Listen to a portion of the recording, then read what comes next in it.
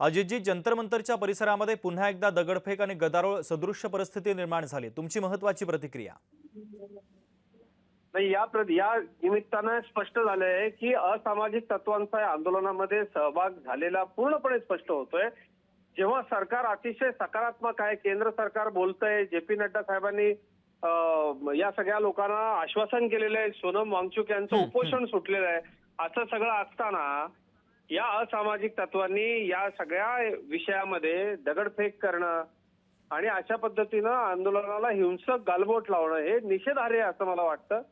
देशाच्या तरुण पिढीची जी शिक्षण विषयक समस्या आहे, नीटच्या परीक्षेविषयीची त्यांच्या मनामधली जी अडचण आहे ती सोडवायला सरकार तयार आहे, त्यांच्या नेत्यांनी ऐकलेलं आहे। असं असताना देशभरामधले हुल्लडबाज या ठिकाणी एकत्र झालेत आणि विरोधी पक्षाच्या गुंडांचा त्याच्यामध्ये भरणा आहे असा माझा स्पष्ट आरोप आहे। परिस्थिती निवळत असताना अचानकपणे अशा पद्धतीनं दगडफेक होणं याचा अर्थ असामाजिक तत्वांच्या हाती हे आंदोलन गेलेलं आहे हे स्पष्ट होतंय। आणि असं जर घडलं तर मात्र कुठल्याही परिस्थितीमध्ये या देशाची सुरक्षा बल, पोलीस यांचं मनोधैर्य खचणार नाही याची काळजी सरकारनं सुद्धा घ्यावी आणि वरिष्ठांनी, गृह विभागाने दिलेल्या ज्या सूचना आहेत की हे आंदोलन ममत्वानं हाताळा। कारण माननीय पंतप्रधान, माननीय गृहमंत्री यांनी सातत्यानं सांगितलं की आपण ममत्वानं हे आंदोलन हाताळलं पाहिजे। त्यामुळे सुरक्षा बलांनी काहीशी याच्यामध्ये नरमाईची भूमिका स्वीकारलेली होती। मात्र अशा पद्धतीनं जर असामाजिक तत्व या आंदोलनामध्ये दगडफेक करणार असतील तर हे काही बरोबर नाही। कडक कारवाई या विषयामध्ये झाली पाहिजे। विद्यार्थी कोण, असामाजिक तत्व कोण हे ओळखून या गुंडांवरती आता असं मी म्हणेल की कारवाई होणं अतिशय गरजेचं आहे।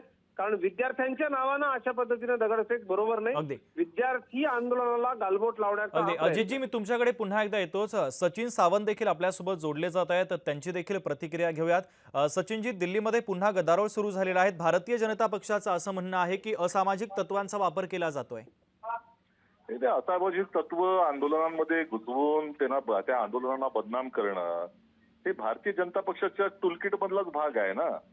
आणि ते गेले आता 12 वर्ष आपण पाहतोय, तो आता प्रघात झालेला आहे। त्यामुळे आता काही नवीन राहिलेलं नाही। त्या आंदोलनाच्या एवढ्या 26-27 दिवसामध्ये अनेकदा आपण पाहतोय की भाजपची लोक तिथे घुसतायत, जातायत, जय श्रीरामच्या घोषणा देत आहेत, चुकीचं म्हणून दाखवतायत, हे आपण पाहतोय।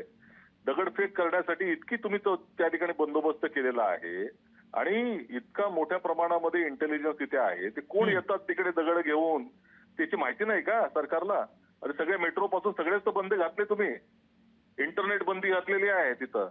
बाहेर ना कोण येतंय, कोणच येऊ शकत नाही तिकडे, आणि येत असेल तर ते सरकारच्या परवानगीने येत आहे। त्यामुळे मला असं वाटतं की ह्या आंदोलनाला मुद्दामून त्या ठिकाणी अशा पद्धतीने बदनाम करण्याचा सरकारचा प्रयत्न दिसतोय।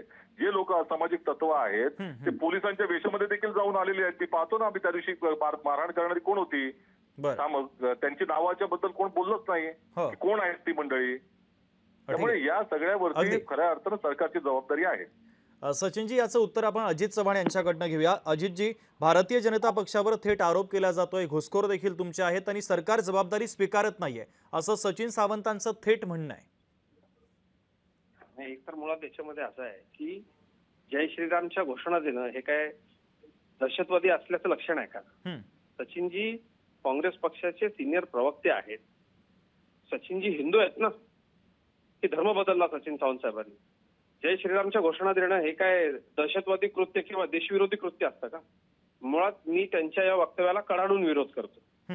असं आहे की काँग्रेसनी या सगळ्या विषयामध्ये या गोष्टीचं उत्तर दिलं पाहिजे की महिला पत्रकारांवरती इथं हल्ले झाले, त्यांचं मॉलेस्टेशन झालं, गर्दी हाताबाहेर गेली, या दिपकेला पाठिंबा देण्याकरता काँग्रेस आदल्या दिवशीपर्यंत येत नव्हती। अचानक काँग्रेस या सगळ्या आंदोलनामध्ये सहभागी झाली। कारण काँग्रेसच्या नेत्यांवरती, राहुल गांधींवरती सुद्धा अतिशय अश्लाघ्य शब्दामध्ये या लोकांनी टीका केलेली होती।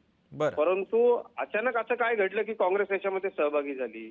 दुसरा विषय, ज्या पद्धतीनं या आंदोलनामध्ये हिंसा होते, सातत्याने हिंसा होते, सरकार सकारात्मक आहे, चर्चा होते, सोनम वांगचुक यांनी उपोषण सोडलं, सगळ्या मागण्या एक वगळता, धर्मेंद्र प्रधानांचा राजीनामा वगळता सर्व मागण्या केंद्र सरकारनं मान्य केल्या।